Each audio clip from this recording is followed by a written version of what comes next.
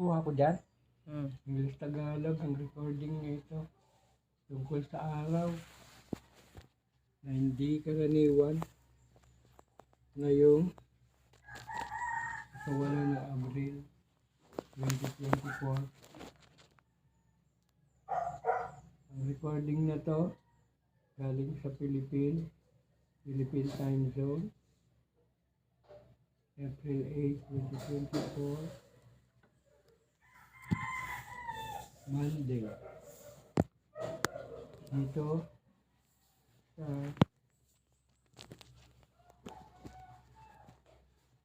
Barangay Talisayan, Zamboanga City, Philippines. Ang magaganap sa araw na ito ayon sa scientists, compute na nila 3 araw ng solar eclipse, total solar eclipse sa buong mundo, at ang mga dadaanan nito ay pinahayag na nila.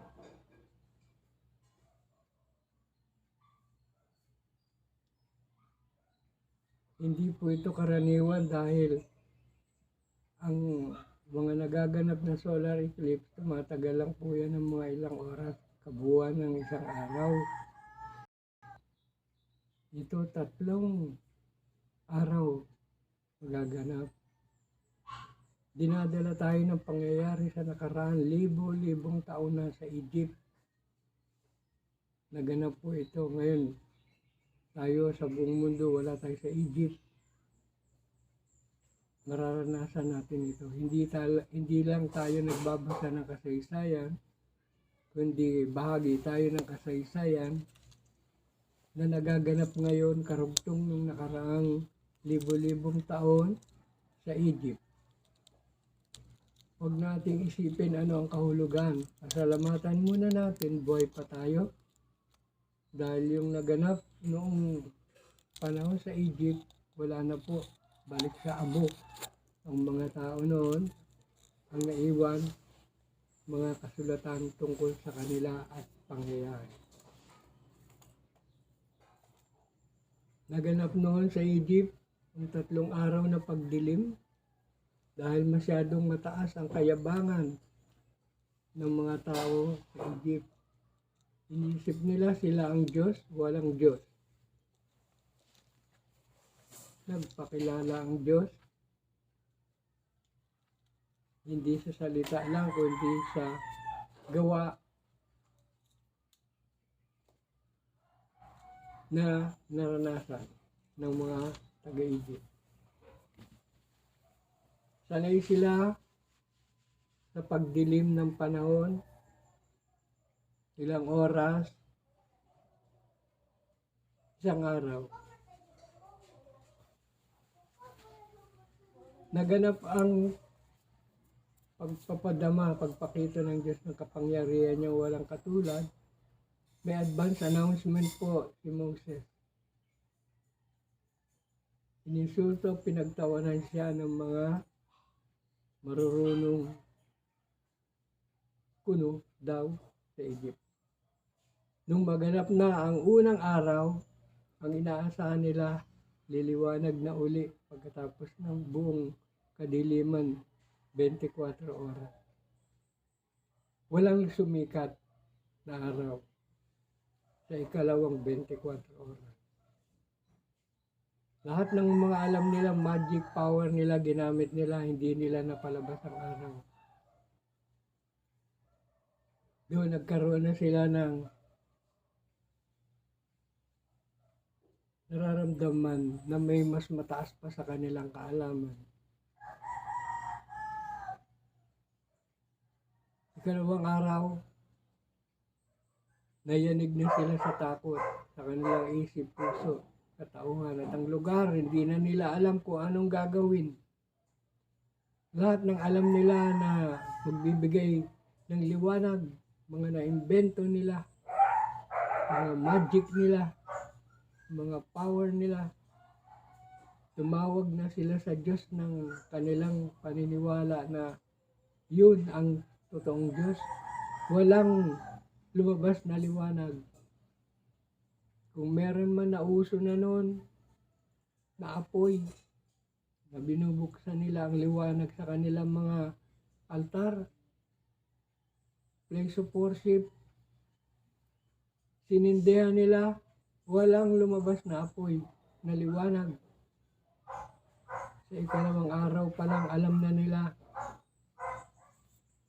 na wala na silang magagawa. Napakatigas ng ulo nila, hindi sila sumuko sa kapangyarihan na hindi nila na kaya. Patuloy silang naniniwala sa naipon na nilang kaalaman at itinuring nilang sila ay mga Diyos. Nung sa ikalawang araw, hindi pa rin lumalabas ang anumang liwanag buhat sa araw sa mga apoy kagamitang ginagamit nila. Naramdaman na nila ang kahirapan mabuhay sa dilim. Nabot na sila ng sobrang takot. Hindi na sila makakilos kung saan sila inabot ng kadiliman. Alam nila bawat hakbang, napapahamak sila.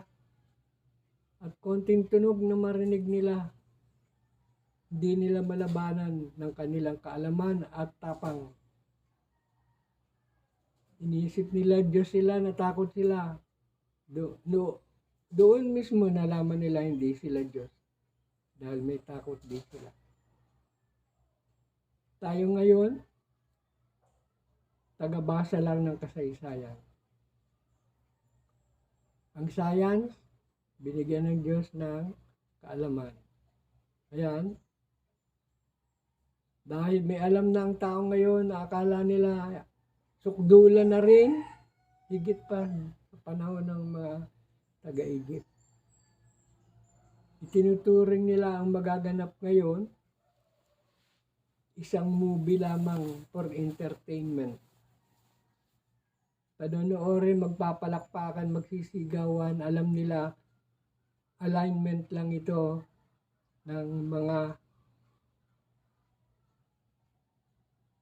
tinatawag nilang celestial bodies. Ay paliwanag na ng science kung ano itong magaganap. Ang nakapagtataka, wala silang binabanggit tungkol sa itinatagal ng panahon ng solar eclipse. Ang alam ng scientist, oras, araw, at lugar lang ang nasasakupan ng solar eclipse. Ito, hindi oras, kundi 3 araw sunod-sunod. Hindi man sa buong mundo, dahil hindi pa natin nararanasan ngayon, doon lamang sa lugar na dadaanan nito, 3 araw po yun. Hindi man sa buong mundo. Dapat magtanong na tayo ngayon, bakit doon lang dadaan? Saan ba itong dadaanan ng 3 araw na total solar eclipse? Ito po ang lugar na alam na nating isang bansa sa Amerika na inisip nila, alam na nila ang lahat ng bagay. Nasabi nga nila na may magaganap na ganitong total solar eclipse.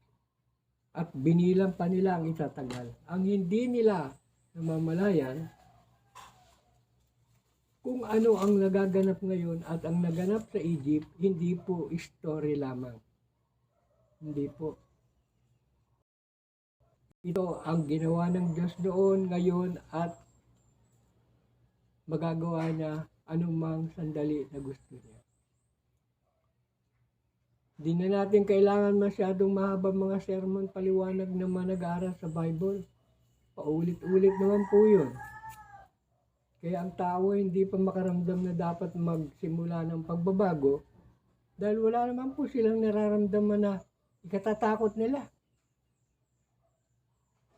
Lindol, gera, lahat, peste, o ano pa man, COVID o ano pa man, kahirapan, sakit, kamatayan. lalong yumabang ang tao dahil kung yan ang magaganap, tanggap na namin yan. Kung anong yabang ng mga taga-Egypt noon, 100% ang double ng kayabangan ng tao ngayon. Ang mga taga-Egypt noon, lumalakad sila, inaasikaso nila ang kanilang katawan, paano maging manatiling maganda, malinis, sa paraang natutunan nila. Tayo ngayon, ganun din, higit pa. Pero ang masakit, ilan lamang ang binibigyan ng Diyos ng mata ng katotohanan. Isa na po ako. Salamat na walang hanggan sa Diyos na maawain. Napakarami sa 7.8 billion papunta sa 9 billion mga taong buhay sa ngayon. May sungay, may buntot, may pangil, may kaliskis na matigas, amoy na mabaho, pangit, maitim na po ang karamihan. Hindi po ito nakikita ng marami. Ako, nag-iisa. Kung meron mang kasabay ako, nawa magkita-kita kami sa kaalaman sa loob ng 3 araw na ito.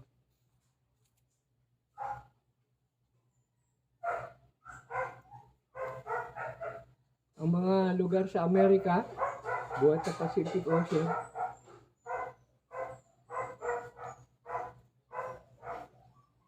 sila ang makakaranas ng total eclipse. Solar eclipse. Magpuproduce sila ng mga liwanag sa naimbento nila, pinaka-latest gadget, electronic gadget. Ako natutuwa, masaya ako tulad ng isang bata ngayon dahil sa loob tayo ng kasaysayan. Wala man tayo sa Amerika, napakagandang live broadcast makarating sa atin kung ang nangyari sa Egypt na walang ilaw na nagamit. Sa una, hindi pa sila natakot. Sa ikalawa, doon na. Dahil sa ikalawang araw ng total eclipse sa Egypt, naisip nila baka hindi na kailanman makita nila ang araw at hindi na sila makakilos kung saan sila inabot ng kadiliman, doon na lang. Dahil lahat ng panganib pumasok na sa isip nila at puso. Ito ngayon, napakayabang na ng tao. Diyan sa lugar na yan dadaanan, magbubukas pa yan ng lahat ng gadget. Mararanasan natin kung anong gagawin ng Diyos. Napakapalad nila kung magamit nila yung mga gadget na magbibigay ng liwanag. Sa unang pagkakataon pa lang, na gusto nilang gamitin lahat ng gadgets na nagbibigay liwanag sa panahon na ito at hindi lumabas ang liwanag. Isipin na natin ano ang mangyayari sa mga taong yun na nasakop ng total solar eclipse. For the first day, first moment, paralyzed talaga sila sa kanilang kinalalagyan. Immobilized. Mga duwag yan. Dahil Diyos nila, sarili nila. Hahanap yan. Gusto nilang pag-aralan ang mga naipon nilang database ng knowledge nila.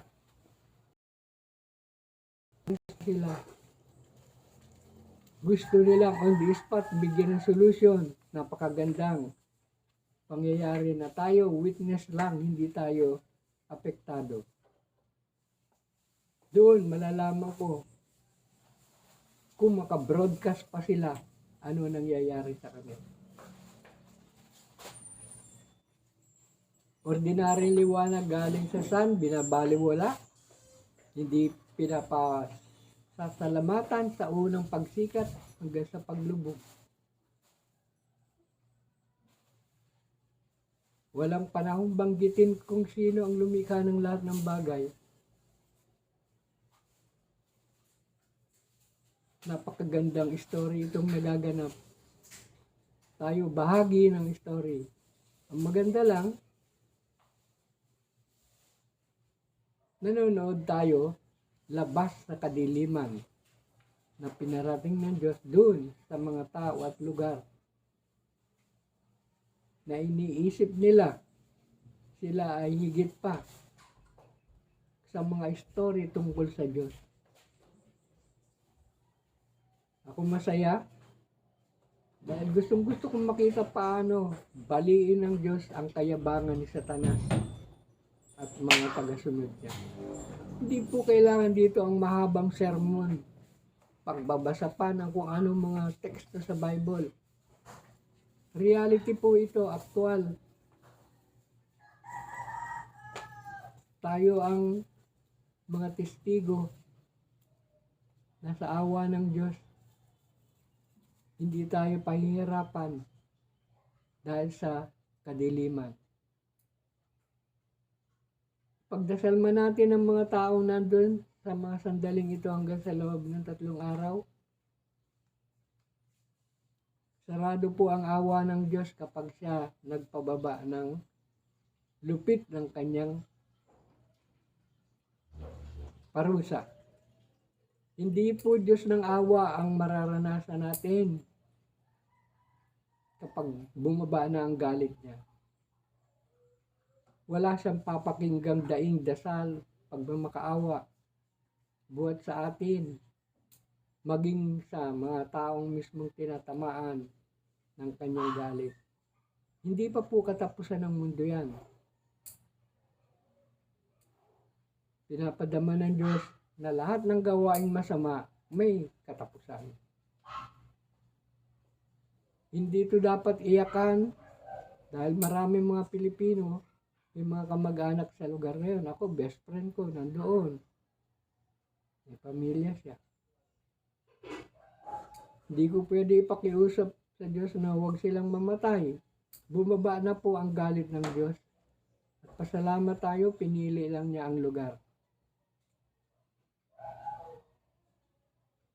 Ang mga naghihintay sa Diyos sa kanyang pagbabalik, hindi na po ito balita. Katuparan na po ito. Mga tama o maling turo tungkol sa Diyos, ang Diyos ang nakakaalam. Yung tungkol sa rapture, nakasulat naman po sa banal na aklat, hindi pinaniniwalaan ng maraming Protestant group, lalo na ang Adventist. Dahil po ang record sa rapture, ang unang taong buhay, katawan, hindi dumaan sa kamatayan ay si Propeta Enoch. Malinaw ang kasaysayan doon. Naiintindihan natin, binabasa natin, pinaniniwalaan natin. Isa siya, kinuha ng Diyos. Rapture po yun. Hindi dumaan sa kamatayang pisikal. Kalawa, si Propeta Elijah. Hindi dumaan sa pisikal na kamatayan, kinuha nag-aapoy na sasakyang chariot of fire, whirlwind, nawala. Dahil dalawa lamang ang kasaysayang nasulat, naging imposible na paniwalaan na ang rapture magaganap. At itinuro pa na hindi yan dapat pag-usapan. Ang pag-usapan yung glorious second coming. Totoo po yun.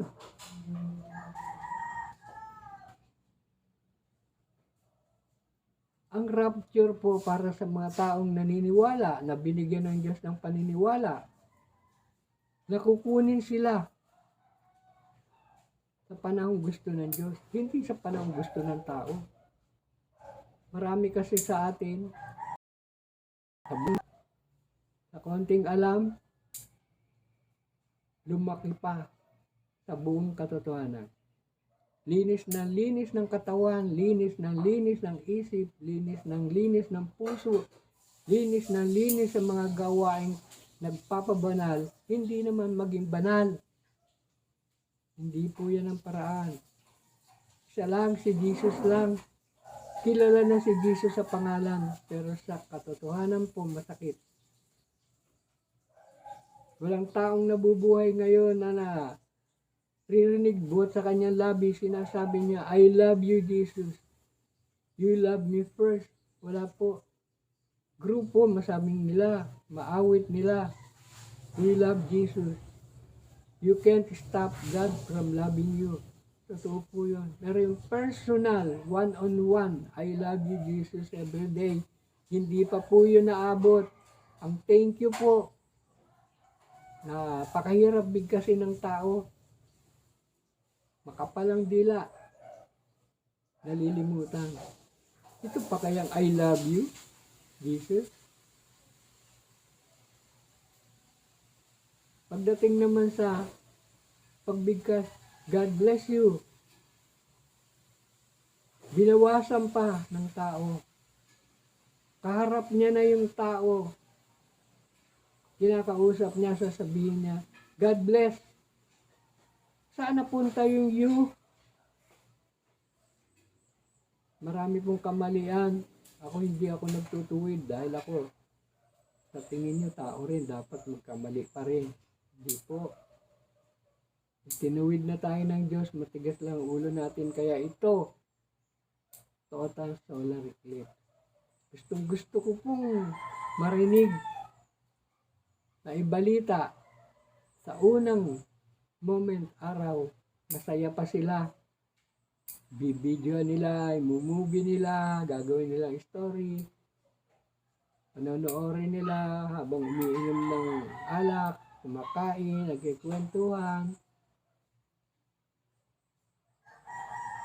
Makarating sa akin ang balita na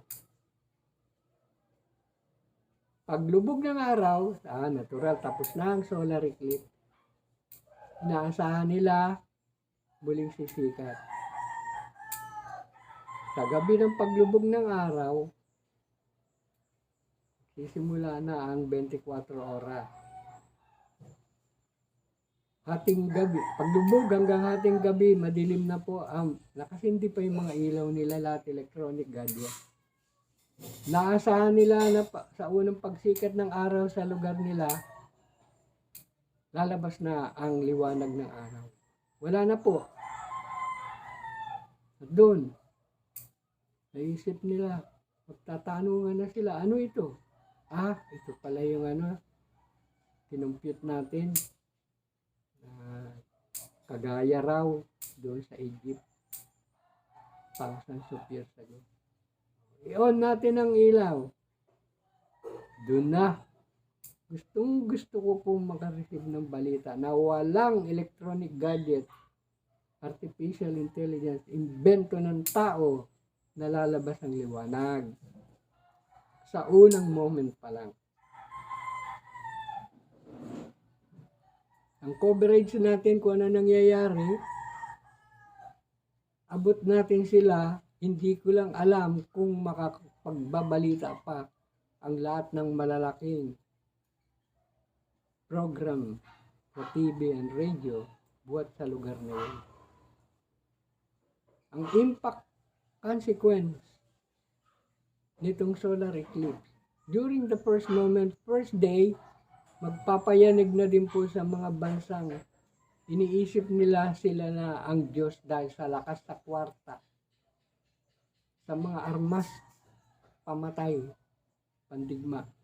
Malalaman na po natin ang mga taong may intellectual kuno, spiritual arrogance, mayayanig na rin sila. Ang liwanag po galing sa Diyos, hindi po yun ang liwanag na nakikita ng mata. Yun po ang liwanag ng Espiritu sa ating kaisipan. Pag yun po, taglay ng tao, hindi po yun nagkakaroon ng blackout, lobat. Permanente na yun hanggang makasama na ang Diyos. sa araw ng total solar eclipse,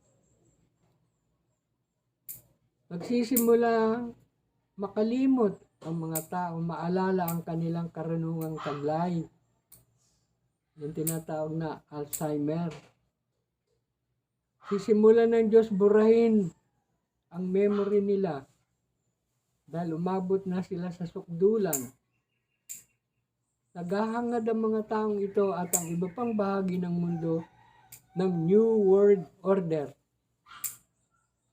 Pinakita sa akin ng Diyos sa isipan. Ang New World Order, hinahangad nila. Ang First World Order, hindi nga nila nauunawaan. Humihingi pa ng New World Order. Ito po, ang malinaw na palatandaan. Si Satanas po yan. Hindi kailangang balikan pang-aral sa libro paulit-ulit. Antichrist o ano. Lahat ng bagay na hindi ayon kay Kristo, natural antay na yan. Gamitan mo ng kaalaman na gawa ng tao na hindi galing sa Diyos kay Kristo, antay na po yan. Hindi tayo maghihirap pa mag-identify kung ano yan. Lahat naman po ng bagay kay Kristo at nandoon tayo, kay Kristo tayo. Hindi naman papatayin na ngayon ng mga tao. Papatayin yung karunungang papatay sa tao. Mabait ang Diyos sa pasimula, hindi siya lumikha ng buhay para siya rin ang pumatay sa paraang hindi niya kagustuhan. Nilikha ang tao upang makilala na may Diyos na walang hanggan at maging mga nilikha ng Diyos, anak niya na walang hanggan. Aralan pa natin ang unang gera sa langit, balik na naman tayo. Kahit 10 beses panganak ang tao, hindi niya maabot yun. Nagbabasa lang tayo ng sulat na kasaysayan, marunong pa tayo sa nagsulat. Hindi tama.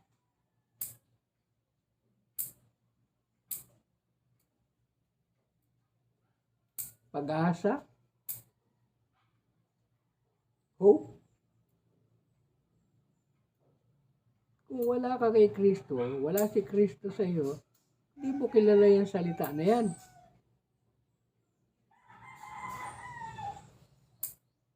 Meron kang pag-asa, alam mo, darama mo, naiisip mo, wala ka namang courage para gawin.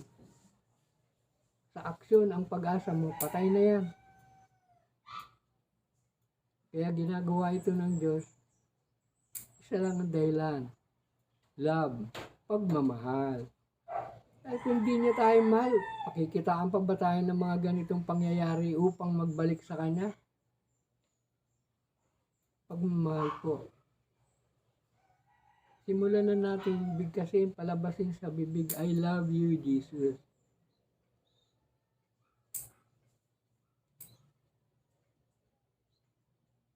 Kapag narinig ni Jesus ang mga salita galing sa ating isip, puso, katauhan, may reaksyon yan.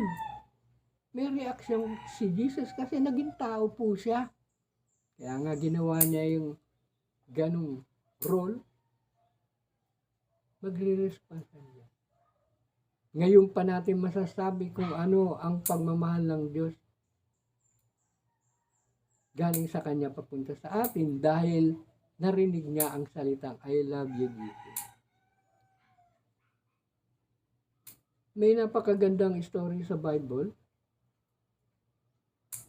tungkol sa salitang I love you. Kasi kami nung kaibigan ko, nag-usap tungkol dito kung ang Diyos ba sa Bible nagsalitang I love you. Meron po. Balikan niyo yung kasaysayan sa libro ni Isaiah. Inilarawan doon ang isang inahin manok at ang mga siuna na bago pa lang nagiging masigla. Sinabi ng Diyos, ako, mahal ko kayo, I love you, katulad ng isang inahing manok na gusto ko kayong nasa ilalim ng aking mga pakpak. Binaliwala natin ito, hindi natin ito laging pinag-uusapan, kaya hindi natin madama kahit sa salita, sa kasaysayan, ang init, tapat na pagmamahal ng Diyos sa isang lalaki at babaeng tao. Ano ang pinakamatamis na salita sa tenga ng babae?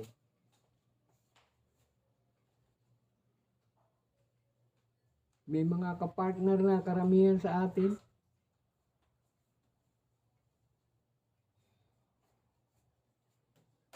sa panahon ng ugnayan, sa seremonyas, panlipunan, pangmoralidad ng kasal, isang pari pastor, isang opisyal na mayor o sino mang nagkakasal, nandoon ng lalaki at babae, doon natin maririnig yung mga usapan. Balikan natin ang seremonyas ng mga kinakasal.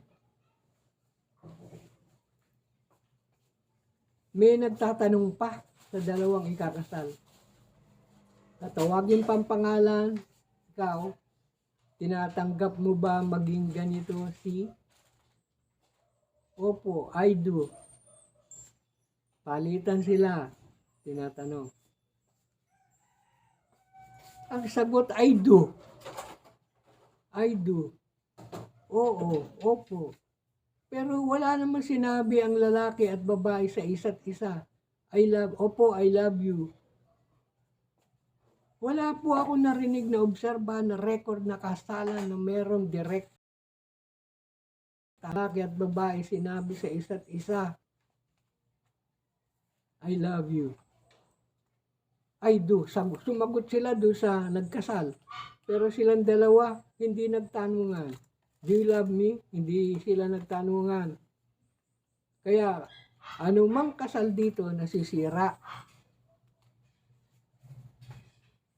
Hindi pa po ito na ipangaral. Hindi ako nangangaral.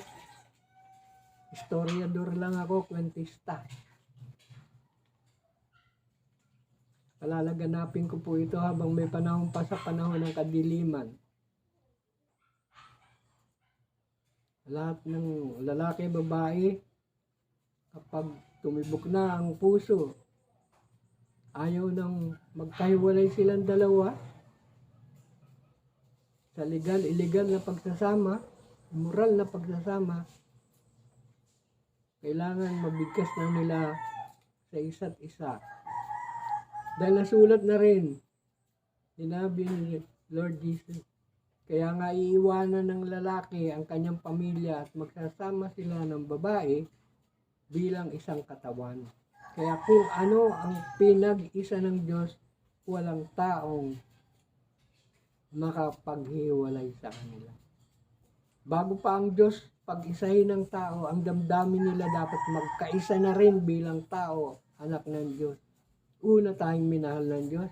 Kaya tayo may puso, damdaming magmahal, hindi tayo animal.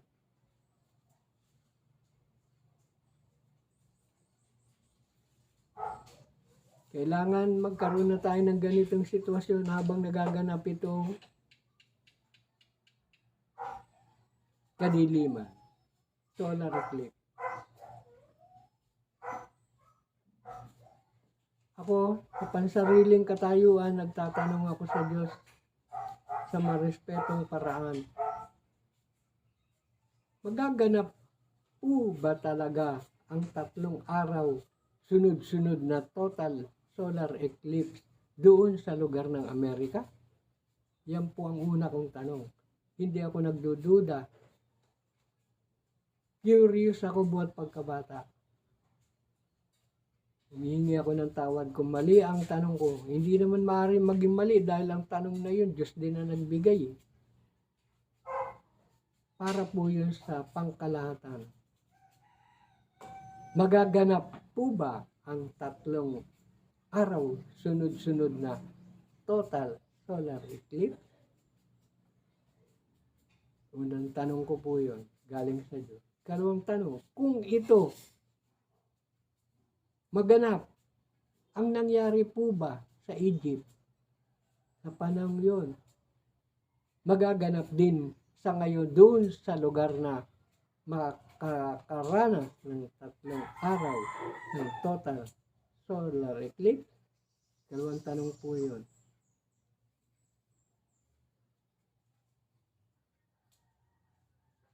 Ang mga tao nung panahon ng 3 days of darkness sa Egypt, nalabas sa Egypto, ano kaya naging impresyon sa kanila? Impact, influence. Naririnig na nila may Diyos si Moses na tinatawag na at nagpakita na ng ganong pangyayari. Yung may mga bansang mas makapangyarihan pa sa Egypt nung panahon na yun. Inabot na po ng takot. Sa sobrang takot, ang mga plano nila na sasakupin nila ang lalabas na bansa ng Israel galing sa Egypt. Natakot na sila sa kapangyarihang ipinadama ng Diyos. May mga Diyos sila, kanya-kanyang Diyos, at may nadarama din silang kapangyarihang galing kay Satanas. Kala nila Diyos na yun.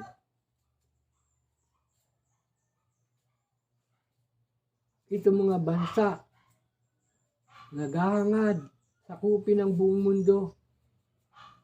Tignan natin kung anong impresyon sa kanila.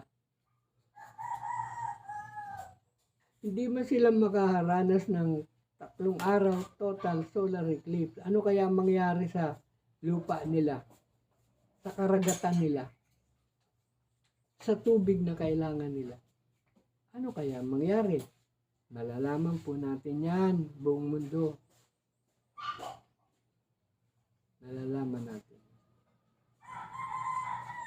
Hindi tayo nagbabasa ng kasaysayan. Hindi rin tayong sumusulat ng kasaysayan. Ginaganap ng bawat isa sa atin ang kasaysayan. Kung meron pa mga araw na isusulat ang nagaganap ngayon,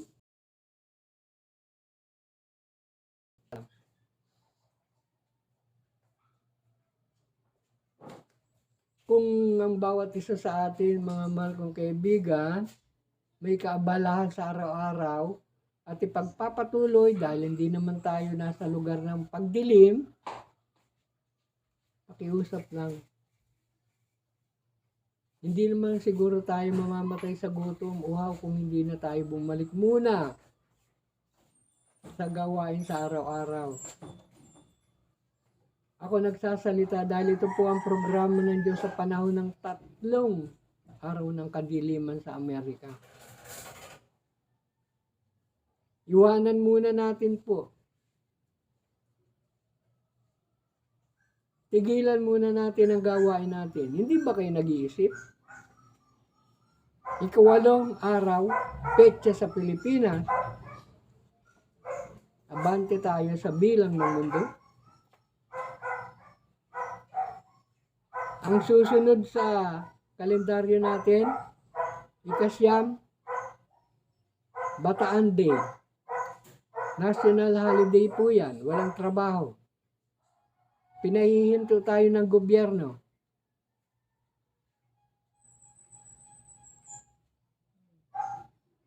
Ocho, 9. Ang Bataan Day po, hindi yan masayang araw. Pinakamadugong bahagi ng kasaysayan ng giyera, World War II sa Pilipinas. Matatapang ang Pilipino. Ang mga Amerikano nakipaggera dito dahil ayaw nila ang lugar nila gerahin ng mga Hapones. Isinagupa nila ang mga Pilipino pangsalo ng bala at kanyon. at ang mga Pilipino dahil likas sa atin ang tapat na kaibigan. Walang Pilipinong nakaisip na niloloko sila ng mga Amerikano. Buhat pa noong December 10, 1898, Treaty of Paris. Binigay ang buhay, dugo, pawis, lakas, iniwanan ng mga pamilya side by side nakipaglaban sa mga Hapon. Ang plano ng Hapon, ng sundalo sa kalendaryo natin, pabagsakin ang Bataan na alam nilang matibay na kuta. Last defense ng Amerika, ang Bataan. Pabagsakin nila sa loob ng isang araw. Laking gulat ng mga Hapones, handa sila sa lahat. Sa dami ng sundalo, armas. Umabot po ng ilang araw hanggang sa isang buwan. Hindi sumurrender ang mga Pilipino kasama ang mga Amerikano. Naatraso ang kalendaryo ng pagsakop ng Hapon sa buong Asia.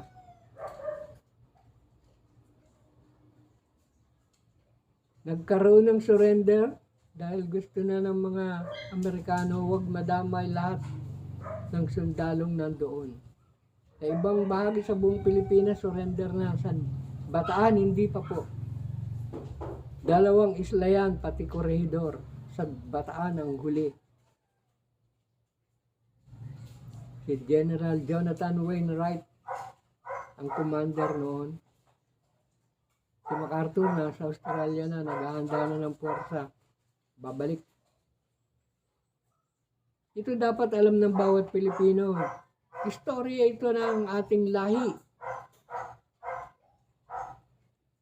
Bukas yan ang pag-usapan. Kung ang Diyos may Bible ang Pilipino, Philippine history po. Madugo. Balikan nyo ang aral kung ilang Pilipino bago sumurrender ang Japanese na naig sa atin. Milyon po ang nagbigay buhay. Sa Bataan mismo, libo-libo po yan. Dahil gutom na, pagod na, puyat. Ang mga Pilipino po doon, walang ginawa nung last defense nila, kundi hawakan ng armas. Malalaki po ang kanyon doon. Mga armas nila hanggang sa paubos na rin ang bala, paubos na ang pagkain. Sumurrender sila, hindi sa takot sa mga Hapones, kundi sa kahinaan ng katawan. Mahina na ang mga Pilipino doon sa Bataan. Tinipon pa ng mga Hapones, pinagmarcha pa po. Death March. Buhat doon sa Bataan papunta sa Campo O'Donnell hanggang sa UST, University of Santo Tomas sa Espanya, Sampaloc. Napakalaki po ng lugar na yon. Doon sila inipon katulad ng mga baboy, animal, barbed wire po lahat yun, may liwanag, may mina. Ang magtangkang tumakas, patay, makalagpas man, tusok ng bayoneta, masinggan. Doon po naghintay ng kamatayan ang mga nabihag ng Japanese. Dahil may isang tao ginamit ang Diyos bilang liberator ng Philippines, natupad po ang kagustuhan ng Diyos. Ang salitang I shall return ni General Douglas MacArthur, pangtao po yun, siyal. Ang Diyos pag sinabi, I will return. Ito na nga po ang panahon. Any moment, ang pagbabalik ni Jesus Christ, I will return. Kaya ang Pilipinas, masasabi ko may 2 liberator. Liberator na tao, kalayaan sa pagiging tao, ibinigay ni MacArthur. Liberator na ikalawa, Dahil sa pagmamahal, babalik si Jesus Christ. Palalayain tayo at kukunin kasama niya sa buhay na walang hanggan. Ang kasaysayan kung hindi po pag-uusapan ng mga taong buhay, may salita po sa Kastila kahit sa Chabacano, ingrato, walang utang na loob. Napakayabang ng mga taong buhay ngayon na walang pagpapahalaga sa kasaysayan. Sino sila? Bakit nabuhay ka pa? Walang hiya na, walang utang na loob, bastos pa sa ugali ang mga Pilipinong hindi nagpapahalaga sa kasaysayan na ginugunita. Akala nila ordinaryong bataan. Hindi ganyan. Tumigil muna kayo sa pag-enjoy ninyo. Dahil pag hindi kayo tumigil, mauna pa kayong mamatay sa akala nyo tamang buhay. Maraming tao ngayon hindi takot sa kamatayan. Bakit? Wala naman Diyos yan eh. Kaya, lumalakad, nagsasalita, nag-iisip yung buhay. Anong buhay? Matagal nang patay kayo sa harap ng Diyos. Kaya enjoyin nyo ang mundo. Ito ang para sa inyo. Mabuti pa ang mga demonyo na iinitan sa trabaho. Kayo, wala kayong pakiramdam. Ako pinasasalita ng Diyos bilang tao. Enjoyin nyo na. Holiday. Simula ang kadiliman, 8, lumalakad na.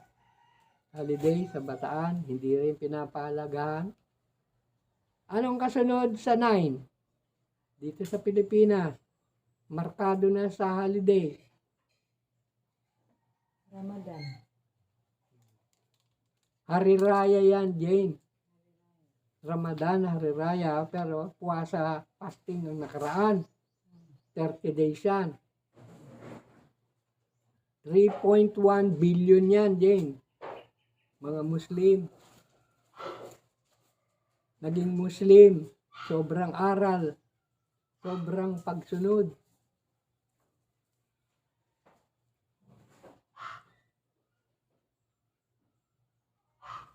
Naniniwala sila sa pagsunod sa salita na nasusulat sa banal na Quran. Ang paggawa ng mabuti, makaliligtas sa kanila. Saan kaya sila maliligtas? Isa lang naman kinatatakutan ng tao dito sa lupa. Kamatayan. At ang nag-aaral sa kamatayan, spiritual. Alam yan ng mga Muslim. Kaya ang 30 days na fasting, pinapatay nila ang physical na pagnanasa dito sa mundo.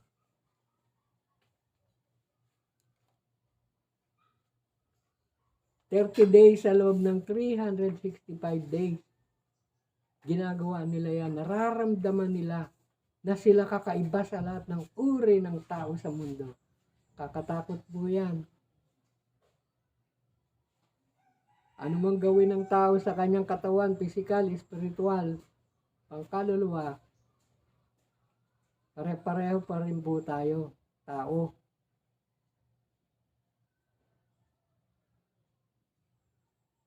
Ang akala ng bawat isa sa atin, magkaiba tayo ng paniniwala, magkaiba na tayo, may royal blood pa. Hindi po totoo yan. Lahat tayo sa ayaw at gusto natin na nabubuhay. Magbuhat kay Eva, hanggang ngayon, lahat tayo magkakapatid. Meron tayong kanya-kanyang pusod sa katawang lupa. Ebidensyang hindi maitatanggi na tayo isang pinanggalingan. Buhat kay Eva, buhat kay Adan, buhat sa Diyos kay Adan.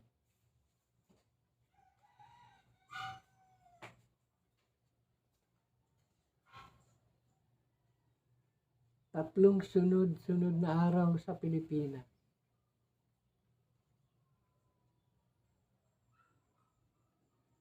nakalagay sa kalendaryo, holiday. Holiday ang bigkas.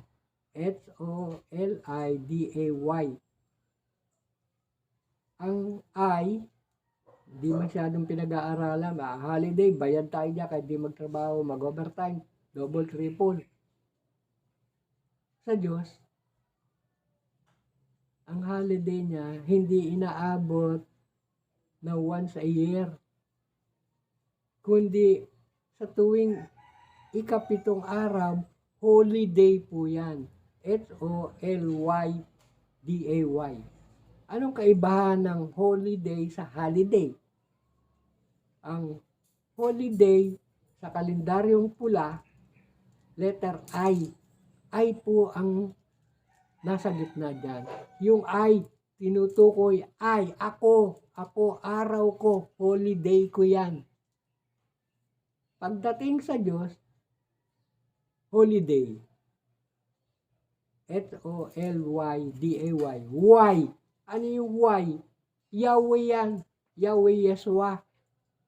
Araw ng Diyos, ikapito.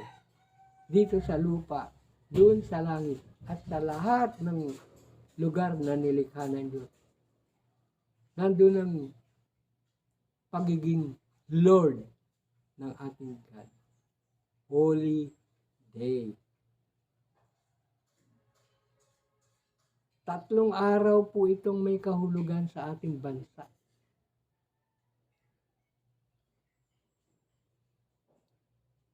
Tatlong araw din akong magsasalita, magre-recording sa panahong hindi ako kumakain o may ginagawang personal na kailangan. Patuloy akong magsasalita. Ang makinig, ginagamit ang tenga. Ang makarinig, tulad ng nasusulat sa Revelation 3:20. Sa English po, listen, I knock at the door.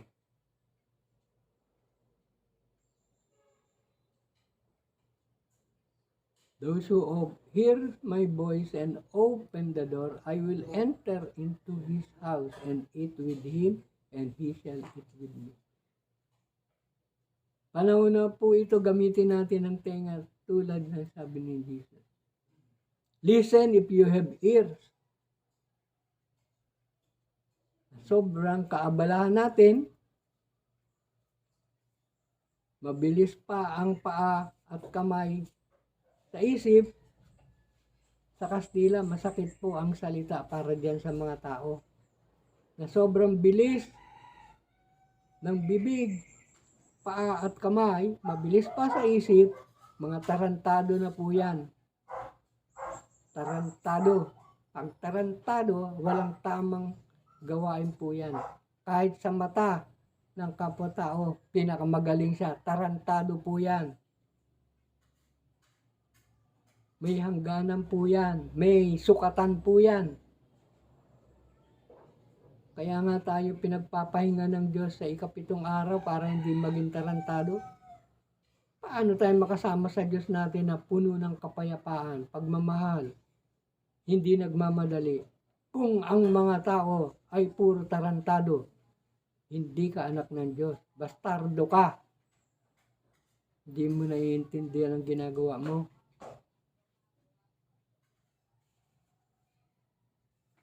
Lahat po ng recording nito, broadcast ko dahil lalabas na po ang Noah's Ark, God's Ark, floater, real, actual, ang laki, lawak, taas.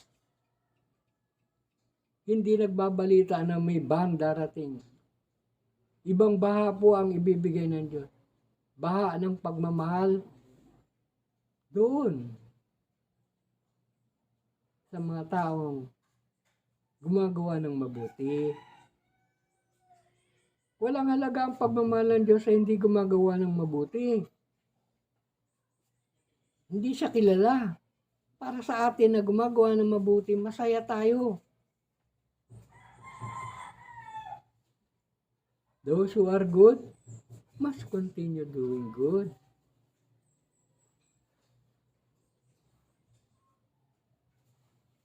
Hawakan natin ang mga banal na kasulatan.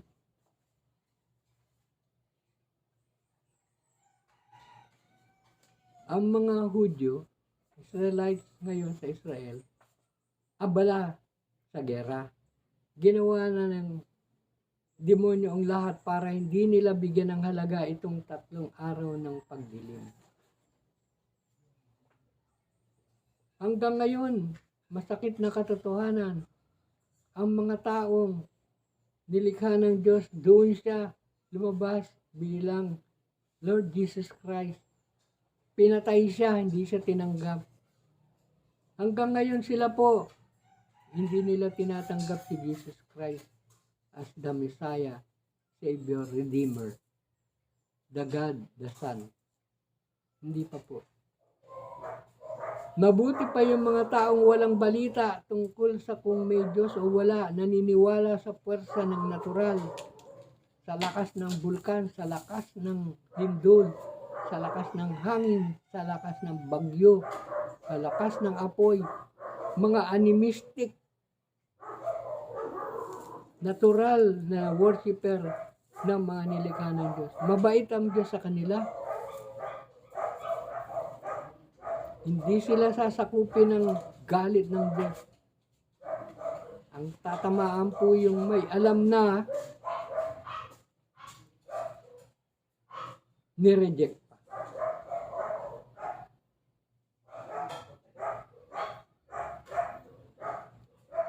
Huminto po tayo mga kaibigan, kapatid, sa araw na nagsimula. Kanina nagsimula na ang solar eclipse. 3 araw po yan. Hindi yan ordinaryo. Kung kayo walang paniniwala na hindi karaniwan itong nagaganap na 3 araw na tagdilim, kayo ay mananatili sa dilim. Dahil habang nasa dilim ang bahaging yon ng mundo, tayo enjoy na natin tong liwanag. Believe in the light then while you have it, so that you will be people of the light. Tayo po yun. Taglay na natin ang katotohanan ng karunungan. Liwanag po ito, hindi ito kayang ma-off and on, malobat. Salamat po, isa ako sa ginagamit ng Diyos.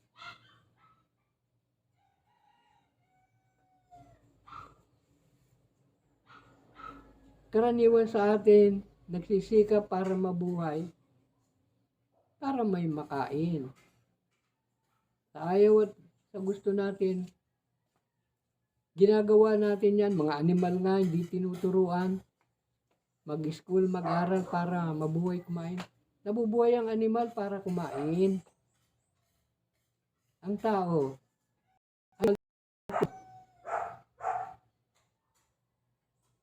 nabubuhay ba tayo para kumain? O kumakain para mabuhay? Ngayon, pinatitigil tayo ng Diyos sa pagsisikap para makakita ng kakainin. Hindi naman tayo mamamatay kung di tayo kain ng mga ilang oras. Hindi naman buong araw hindi tayo kakain. Ang fasting na schedule ng Islam, yun ang natutunan nila na masakit din tanggapin. Pag narinig nyo, babanat kayo ng paghahanda, bibigyan nyo ng oras, itigil kayo sa pagkain. Pero bago pa kayo tumigil sa pagkain, pag-inom, pag-inok ng laway o anumang gawaing pisikal, todas na kayo kumain, meron ng laman ang inyong tiyan. At habang kayo nagpa-fasting, walang tubig, walang pagkain, walang laway, walang mga usapang hindi tungkol sa kabanalan, paglubog naman po ng araw, piyesta naman sa kainan. Alin ang higit na kinatakutan? Ang magutom dahil nagpasting o mamatay na nagpa-fasting? At sa gusto ng tao, may panahon matatapos ang buhay niyang pisikal. Kaya ang sabi ng iba, pag fasting, ang mga demonyo nakakadena, nakatali, walang magagawang masama sa mundo. Iyon ang turo, tinanggap nila. Pero pumunta ka sa police record ng mga crime, meron pa rin po. Mababa nga lamang po dahil nakakulong ang pisikal na katawan ng tao, nagpa-fasting. Nakapokus siya sa gawain tungkol sa kabanalan. May mga paraan pa po. Nakakatuwang aralan. Sa Islam, pag mag-fasting, ina-announce po sa buong mundo at kung anong kanilang ginagawa. Pagdating ni Jesus Christ sa lupa, Nabi Isa Al-Masih, sinabi niya, kung kayo mag-fasting, huwag niyong ipaalam.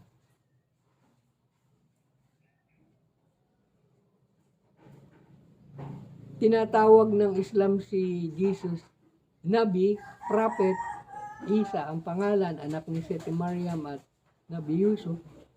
Sa kanila, pag Nabi, ang lahat ng salita na dala, totoo. Pero ang salita ni Jesus Christ, ni Isa, wala silang tinanggap. Kakatuwa po. Natutuwa ako dahil panahon na. Wala pong pag-aaway dyan. Nag-usap-usap lamang tayo. 3 araw ang kadiliman, magaganap kaya ito? Oras lang nga yan, sabi ng science. Tignan natin, obserbahan natin. Dahil kapag naganap ang 3 araw na total solar eclipse doon sa bansa, sa mga lugar, dala rin po nito ang lupit na nangyari sa Egypt. Kung saan ka abutin, walang liwanag, hindi ka makakakilos. Maririnig mo lang ang kapaligiran. Kahit ang paghulog ng isang dahon, labis na ikatatakot ng taong nasa dilim.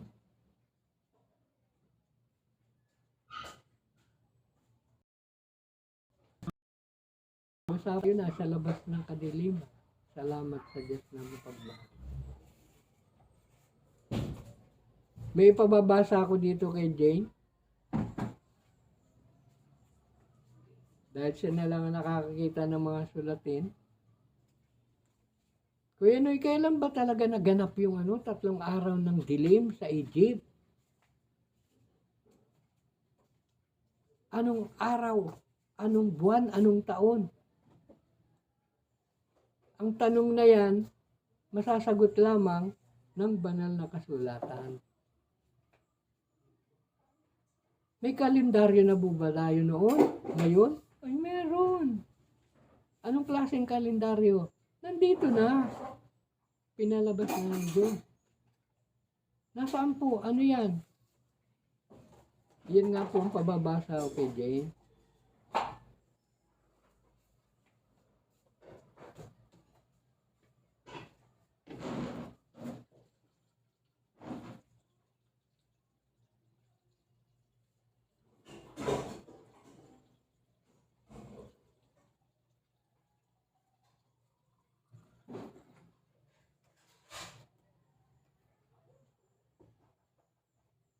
Pag ako naghintay na matagal, marami pong magaganap ng mga bagay na huwag nyo ikagalit, huwag nyo ikatakot.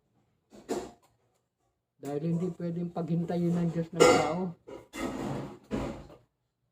Baka mag-iba kayo dyan. Tinatawagan na kita, Jane, meron kang babasahin. Kung meron ka pang ginagawang mas mahalaga sa salita ng Diyos, bigyan mo naman ng respeto.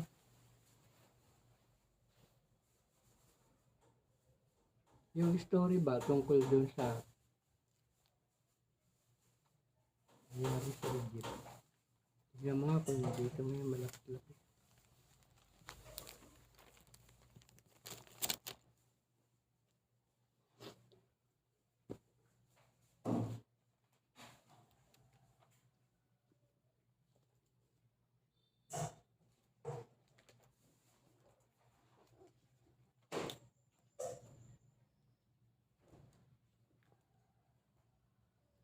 Disaster strike Ayan, Egypt. papasok dito. Ano yun? Disaster strike Egypt. Sige. Anong chapter yan? Saang libro? Exodus chapter 7 verses 14 to 7. 25. Sige. Kinig tayo. English. Disaster strike Egypt. Blood. Blood. Doon sa darkness. And ito frogs. Gnats. Flies. Deaths of the animals. Boils. Hail.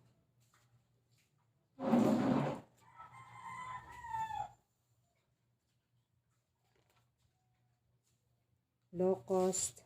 Darkness. Yan na. Pakibasa ng text. Chapter text. Exodus chapter 10 verses 21 to 29. Yes, thank you, Jen. Sige, tuloy, makinig tayo. Darkness. Verse 21. The Lord then said to Moses, raise your hand toward the sky, and a darkness thick enough to be felt will cover the land of Egypt. Verse 22. Moses raised his hand toward the sky, and there was total darkness throughout Egypt for 3 days. Glory, hallelujah. Verse 23. The Egyptians could not see each other, and no one left his house during that time. Yes. But the Israelites had light where they were living. Yes. Verse 24. The king called Moses and said, you may go and worship the Lord. Even your women and children may go with you, but your sheep, goats, and cattle must stay here. Verse 25. Moses answered, then you would have to provide us with animals for sacrifices and burnt offerings to offer to the Lord our God. 26. No, we will take our animals with us. Not one will be left behind. We ourselves must select the animals with which to worship the Lord our God, and until we get there, we will not know what animals to sacrifice to Him. Verse 27. The Lord made the king stubborn, and he would not let them go. Verse 28. He said to Moses, get out of my sight. Don't let me ever see you again. On the day I do, you will die. Verse 29. Anything you say, Moses answered, you will never see me again. Thanks be to God. Jena, pakitignan mo dito sa calendar, ano year yun? Yung Exodus 10 to 27 yun, no? Panahon ni Moses. Sa Egypt.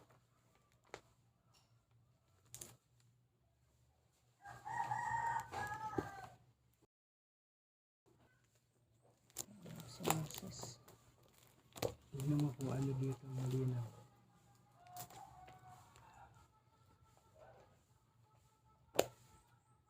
Moses. Tingnan yun, sa Adamic year count, tabulated Adamic year count. Moses,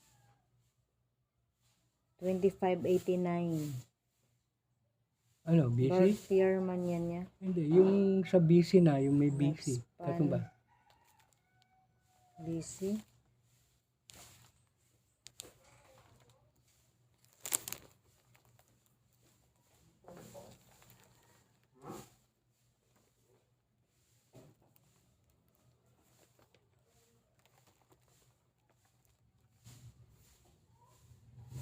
Dali lang po, hinahanap pa yung kalendaryo.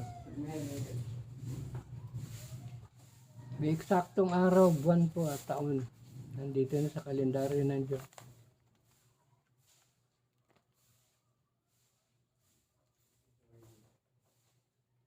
Nasa libro yun ng Ripples of Existence, ang first edition.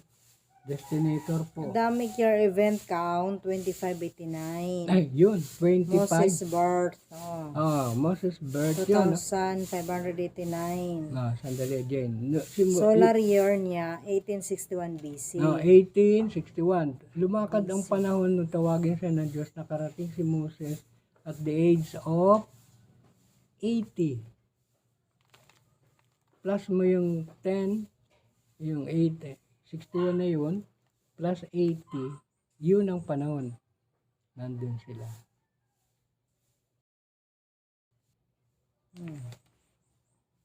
Naman. Yung araw ng paglaya nila galing sa Egypt, anong taon yun? Paglabas nila. Solar year lang nakalagay dito. Oo, solar na, solar na. Saan pa man yan? May katumbas man yun sa Adamic year. Yung 23, 29 ba yun? Nandun yun sa yung sa ripples of existence mo, hindi tayo na-encode. Ripples of existence.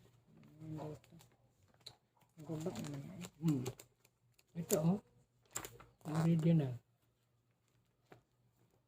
Andyan, meron ng marker yan. Yan, sa likod. Yan, tumbas. Andyan ang number. Yan.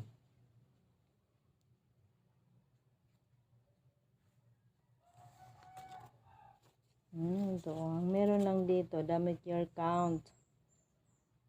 Moses to 2589. Lifespan niya 120. Death year niya 2709. Doon na sa Integrated Planetary Earth Calendar count 1861. 120 lifespan, 1741 ang death year. Yun lang man.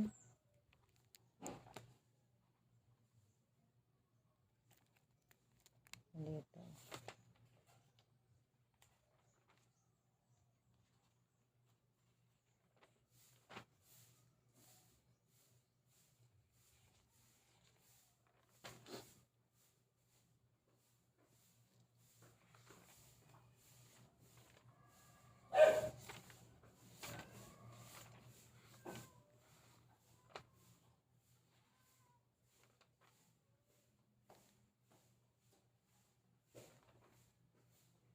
Wala lagi dito sa time tracer from Adam to Isaac. Wala lagi dito si Moses. Huli ko na yung nakita dyan. Ang tagal. Wala man, walang Hindi wala. Hanapin pa. Nandiyan na. Saka pa. Nandiyan na lahat yan. Hanapin mo. Hanap mong year. Yun lang man ang record dito. Sa Exodus Day, nung palabasin sila, Exodus, this day is the first day of the month for you of Nisan. Exodus 10 ba yun? Paglabas nila, 10, 1 to 4.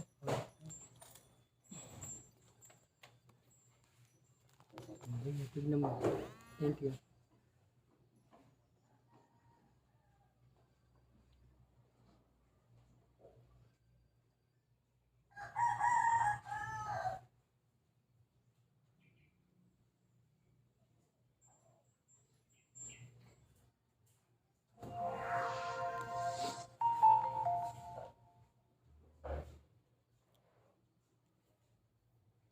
Tapos yan,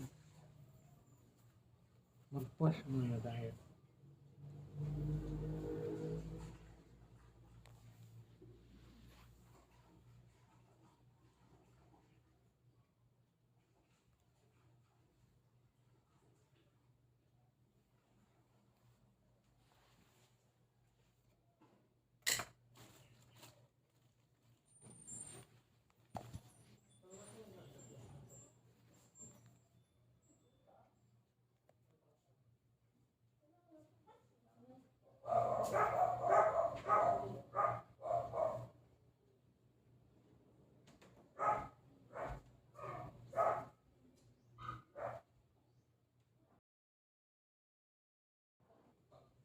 Ano yung type ko? First pass over. Pass over? First.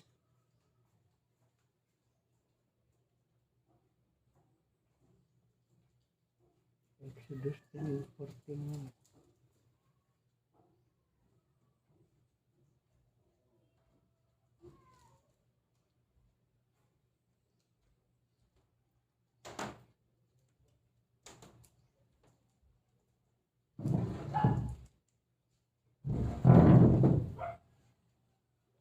Exodus 12 boro. Exodus 11 boro. 11.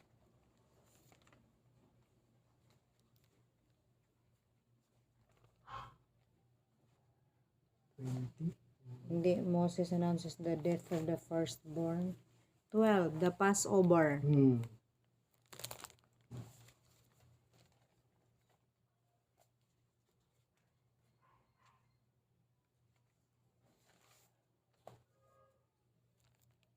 Exodus 12 verses 1 to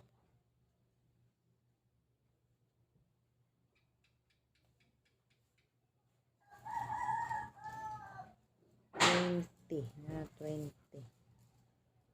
and 21 to 36. Verse 1, the Lord spoke to Moses and Aaron in Egypt. 2, this month is to be the first month of the year for you. 3, give these instructions to the whole community of Israel. On the 10th day of this month, each man must choose either a lamb or a young goat for his household. 4, if his family is too small to eat the whole animal, he and his next door neighbor may share an animal in proportion to the number of people and the amount that each person can eat. 5, you may choose either a sheep or a goat, but it must be a 1-year-old male, without any defects. 6, then on the evening of the 14th day of the month, the whole community of Israel will kill the animals. 7, the people are to take some of the blood and put it on the doorpost and above the doors of the houses in which the animals are to be eaten. 8, that night the meat is to be roasted and eaten with bitter herbs and with bread made without yeast. 9, do not eat any of it raw or boiled, but eat it roasted whole, including the head, the legs, and the internal organs. You must not leave any of it until morning. If any is left over, it must be burned. 11, you are to eat it quickly, for you are to be dressed for travel, with your sandals on your feet and your walking stick in your hand. It is the Passover festival to honor me, the Lord. 12, on that night I will go through the land of Egypt, killing every firstborn male, both human and animal, and punishing all the gods of Egypt. I am the Lord. 13, the blood on the doorpost will be a sign to mark the houses in which you live. When I see the blood, I will pass over you and will not harm you. When I punish the Egyptians. 14, you must celebrate this day as a religious festival to remind you of what I, the Lord, have done. Celebrate it for all time to come. The festival of unleavened bread. Di ba? Okay na din. The first Passover. Meron pa. Verse 21. Exodus 12 verse 21. Moses called for all the leaders of Israel and said to them, each of you is to choose a lamb or a young goat and kill it, so that your families can celebrate Passover. Take a sprig of hyssop, dipped it in the bowl containing the animal's blood, and wipe the blood on the doorpost and the beam above the door of your house. Not one of you is to leave the house until morning. When the Lord goes through Egypt to kill the Egyptians, he will see the blood on the beams in the doorpost and will not let the angel of death enter your houses and kill you. 24. You and your children must obey these rules forever. 25. When you enter the land that the Lord has promised to give you, you must perform this ritual. 26. When your children ask you, what does this ritual mean? 27. You will answer, it is the sacrifice of Passover to honor the Lord. because he passed over the houses of the Israelites in Egypt. He killed the Egyptians but spared us. The Israelites knelt down and worshipped. Verse 28, then they went and did what the Lord had commanded Moses and Aaron. Yun lang. Yun Kasi lang, sunod ito the na. death of the firstborn. Ang nakalagay doon, malinaw, 10 day of the first month, no? Wala namang binanggit na year. Diba? Paano matitrace ang year? Di ba may kalendaryo na akong ginawa niya? Yun lang nga, solar year. Solar year. Ni Moses. Hindi, birth niya. Yung paglabas ba din? Nakalagay dyan kasi. Nilagay ko na.